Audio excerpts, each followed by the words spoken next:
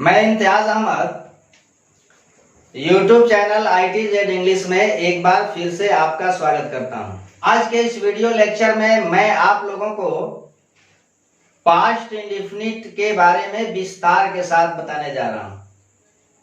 प्रयास करूंगा कि आपको समझाऊं कि किस तरह के एक्शन को हम लोग पास्ट इंडेफिनिट टेंस कहते हैं और फिर इसकी कैसे कॉम्बिनेशन होती है। ठीक है, तो आइए समझते हैं पास्ट इंडेफिनिट टेंस। वीडियो को शुरू करने से पहले आप मेरे चैनल को सब्सक्राइब कर लें, साथ ही साथ वीडियो को सारे दोस्तों के पास शेयर कर दें और मुझे कमेंट भी कर लें। पास में बेल आइकॉन है, उसको प्रेस कर लें ताकि आप नोटिफिकेशन से वंचित नहीं रहें। ठीक है, आइए शुरू करते हैं वीडियो को।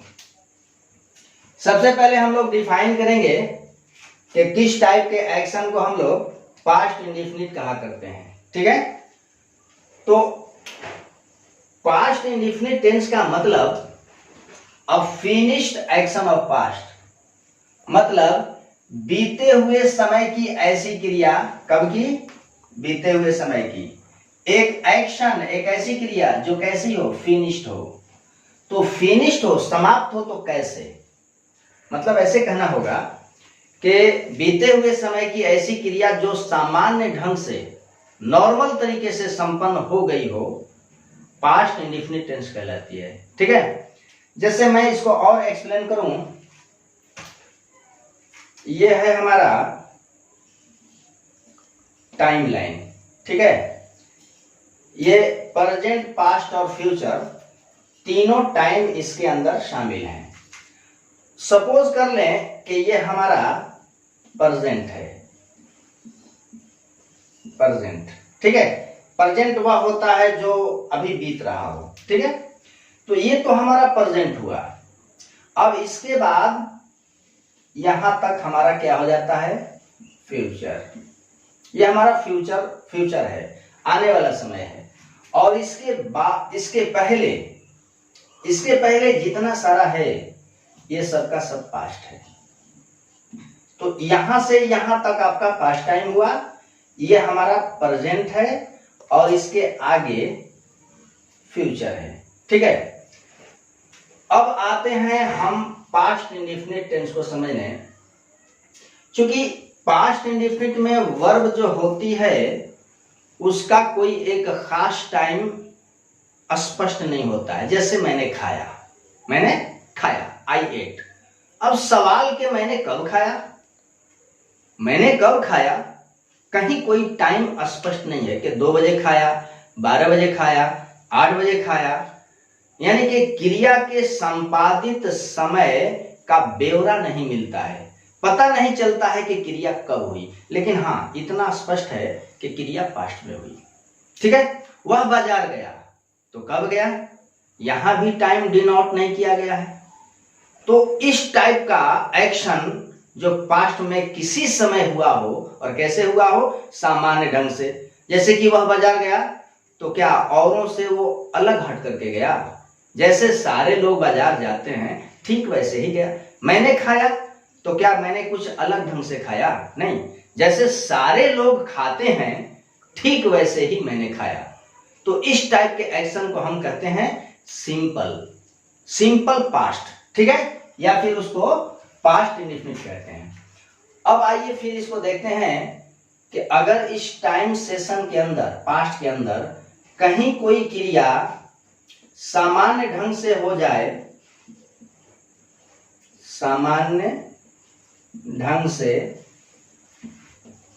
हो जाए, तो इस टाइप के एक्शन को हम लोग पास्ट इंडेफिनिट कहा करते हैं। ठीक है, अब ये जो एक्शन है पास्ट में कहीं भी हो सकती है, उसका टाइम स्पष्ट नहीं होता है।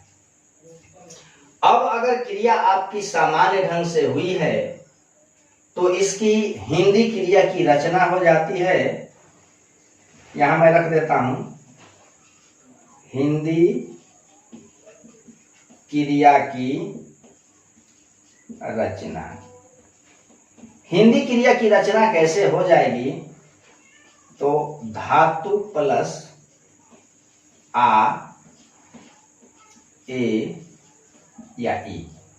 जैसे आपके हिंदी क्रिया की रचना वाक्य, मतलब यहां एक सेंटेंस होगा और सेंटेंस के अंत में था, थे या थी लगा रहेगा। ठीक है, ये रहा आपके हिंदी क्रिया की रचना। ध्यान रखना कि बीते हुए समय में अगर कोई एक्शन, कोई क्रिया सामान्य ढंग से हुई है, नॉर्मल तरीके से हुई है, तो उस टाइप के एक्शन को हम लोग पास्ट इंडेफिनिट टेंस कहा करते हैं। ठीक है, अब इस क्रिया की रचना कैसे हो जाती है?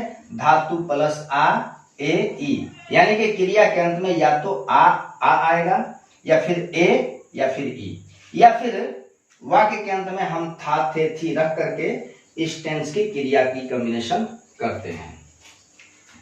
अब आइए देखते हैं कि ऐसी क्रियाओं का स्ट्रक्चर कैसे होगा। तो ऐसी क्रियाएं जो सामान्य ढंग से संपादित हुई रहती हैं, उनको हम V2 से एक्सप्लेन करते हैं। यानी कि हर सब्जेक्ट अपने लिए क्या लेगा? वर्ब का सेकेंड फॉर्म लेगा, और इसके बाद ऑब्जेक्ट होता है, और वर्ब के ठीक पहले आपका सब्जेक्ट होता है। तो ये आपका सेंटेंस का स्ट्रक्चर होगा। ठीक है, स्ट्रक्चर हो गया। अब देखिए, चूंकि इस टेंस में क्रिया का संपादित समय स्पष्ट नहीं रहता है, इसलिए अधिकांश इस टेंस की क्रिया के साथ में एडवर्ब ऑफ टाइम का प्रयोग किया जाता है। ये adverb of time past show करता है। ठीक है, अब मैं एक दो एग्जाम्पल रख करके और स्पष्ट करूं कि पास्ट इंडेफिनिट टेंस में क्रिया कैसी होती है। जैसे मैं कहूं, एक हिंदी सेंटेंस रख लेता हूं कि वह कल शाम 4 बजे मर गया। ठीक है, यहां तो मरने का टाइम स्पष्ट कर दिया गया कि कै बजे मरा, तो 4 बजे, और वो भी कब? तो शाम में। ठीक है, अब कब? तो कल। यानी कि ये सारे शब्द जो हैं, ये आपके एडवर्ब ऑफ टाइम है। ठीक है, अब मर गया, तो जाना का पास्ट फॉर्म गया, तो ग और या अंत में क्या आया? आ। तो क्रिया के अंत में आ, ए, ई अक्सर लगा रहता है। कहीं भी अगर क्रिया के अंत में आ, ए, ई नजर आए, या फिर वाक्य के अंत में था, थे, थी लगे, तो आप स्पष्ट कर लेना कि वह आपका पास्ट इंडेफिनिट टेंस है। ठीक है, अब आइए इस सेंटेंस को हम ट्रांसलेट करते हैं अंग्रेजी में। वह आपका सब्जेक्ट है, जिसकी अंग्रेजी हो जाएगी ही। अब मैं V2 के बारे में थोड़ी सी चर्चा करूं। ये वर्ब का सेकेंड फॉर्म जो है बड़ी अद्भुत है। इस वर्ब पर न सब्जेक्ट के नंबर का प्रभाव होता है, न पर्सन ही प्रभाव डाल पाता है ना। यानी कि ना इस पर नंबर का और ना पर्सन का प्रभाव पड़ता है। अगर प्रभाव पड़ता है तो किसका पड़ता है? पास्ट का पड़ता है। यानी कि वर्ब का सेकेंड फॉर्म जो है, ना वो नंबर से प्रभावित होती है और ना फिर पर्सन से प्रभावित होती है। अगर प्रभावित होती है तो सिर्फ और सिर्फ टाइम से प्रभावित होती है, या कह डालो कि पास्ट से प्रभावित होती है। यानी कि जब कभी भी हमें वर्ब को पास्ट फॉर्म में ले जाना होता है, तो हम उसका सेकेंड फॉर्म यूज करते हैं। मतलब यह हुआ कि वर्ब का सेकेंड फॉर्म पास्ट को इंडिकेट करता है, पास्ट बतलाता है। ठीक है, तो मैंने कहा कि वर्ब का सेकेंड फॉर्म जो है नंबर और पर्सन से प्रभावित नहीं होता है। किससे होता है? टेंस से होता है। और ऐसा एक रूप बना लेता है ना, जो हमेशा हमेशा एक ही रूप में रहता है। जैसे आप होता है ना कि ही के साथ इट्स और दे के साथ इट, ऐसा यहां नहीं होता है। सेकेंड फॉर्म जो है वर्ब की हर सब्जेक्ट को एक्सेप्ट कर लेता है। जैसे ही मर गया तो डाइड, अगर ही की जगह दे हो जाए तो दे डाइड, आई हो जाए तो आई डाइड, आई तो होगा नहीं। ठीक है, लेकिन अगर कहीं कोई एक सब्जेक्ट हो, कोई हो, चाहे फर्स्ट पर्सन हो, सेकेंड पर्सन हो, थर्ड पर्सन हो, है ना, कहीं कोई दिक्कत नहीं। सेकेंड फॉर्म जो है हर सब्जेक्ट को एक्सेप्ट कर लेती है। इसलिए कर लेती है कि इस वर्ब पर सब्जेक्ट के नंबर का या फिर पर्सन का नियंत्रण नहीं रहता है। किसका नियंत्रण होता है? तो टेंस का। और टेंस की वजह से ये वर्ब जो है सेकंड फॉर्म की आई है। तो ठीक है, ही डाइड, मर गया, कितने बजे? 4 बजे, एट 4 PM। अब शाम की हम अंग्रेजी हम यहां इवनिंग नहीं लिखेंगे। 4 PM पोस्ट मेरिडियम, इसका मतलब हो कि शाम 4 बजे। कब मरा? तो कल, तो यस्टरडे। ठीक है, तो ये आपका स्ट्रक्चर हुआ सब्जेक्ट, वर्ब, और ये सब के सब आपका एडवर्ब ऑफ टाइम। अब तक हमने समझा कि बीते हुए समय में कोई क्रिया अगर सामान्य ढंग से संपन्न हुई हो तो उसे हम पास्ट इंडेफिनिट टेंस या फिर सिंपल पास्ट टेंस कहते हैं। इसकी हिंदी क्रिया की रचना हो जाती है धातु प्लस आ ए ई, या फिर वाक्य के अंत में था, थे, थी लगा रहता है। और इस टेंस में वाक्य की रचना हो जाती है सब्जेक्ट प्लस वर्ब का सेकेंड फॉर्म और plus object other words. Other words के अंदर एडवर्ब ऑफ टाइम रहा करता है। और यह भी रखना याद कि एडवर्ब ऑफ टाइम के साथ या तो हम last, before, previous, yesterday, long, long एगो इत्यादि जैसे एडवर्ब ऑफ टाइम का प्रयोग करते हैं। इन सारे एडवर्ब ऑफ टाइम से पास्ट टाइम का बोध होता है। अब इस टेंस को और क्लियर करने के लिए कुछ एग्जाम्पल देखिए।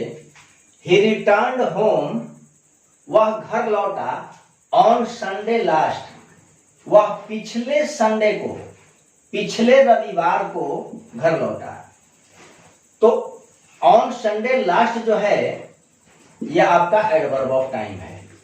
Gita pass the examination previous year, Gita ने गत वर्ष, पिछले वर्ष, पहले वाले वर्ष में परीक्षा उत्तीर्ण किया। प्रीवियस यह आपका एडवर्ब ऑफ टाइम है। Long long ago there lived a king named Yayati, बहुत समय पहले यह आपका एडवर्ब ऑफ टाइम है। There lived a king named Yayati, यहां भी वर्ब का सेकेंड फॉर्म लिव्ड है। पास्ट में भी आप लिव्ड देख रहे हो, रिटर्न भी वर्ब का सेकेंड फॉर्म है। ठीक है, he bought a car a month एगो, एक माह पहले, यह आपका एडवर्ब ऑफ टाइम है। एक माह पहले उसने एक कार खरीदा। बाई का second form bought, buy, bought, bought. ये सारी क्रियाएं पास्ट इंडेफिनिट टेंस बनाती हैं। अब देखो, Raman had a car, Raman के पास एक कार थी। अब इस सेंटेंस में एडवर्ब ऑफ टाइम नहीं है, लेकिन हैड जो है ये सेकेंड फॉर्म है वर्ब का, जो पास्ट को इंडिकेट।